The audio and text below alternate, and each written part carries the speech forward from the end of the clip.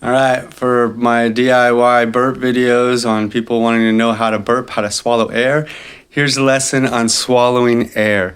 So it's pretty much like pushing air down into your stomach.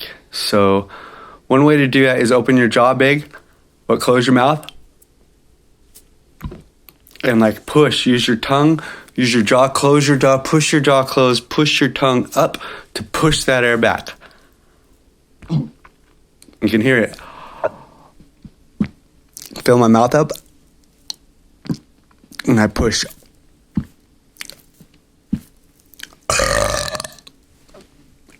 That's how you do it. So keep practicing. Some people can't do it. I'll try to think of other ways to help teach you. Kind of like pushing water down, but instead of pushing water down, you're pushing air. Water flows down easier. Air, you have to push it. Keep trying.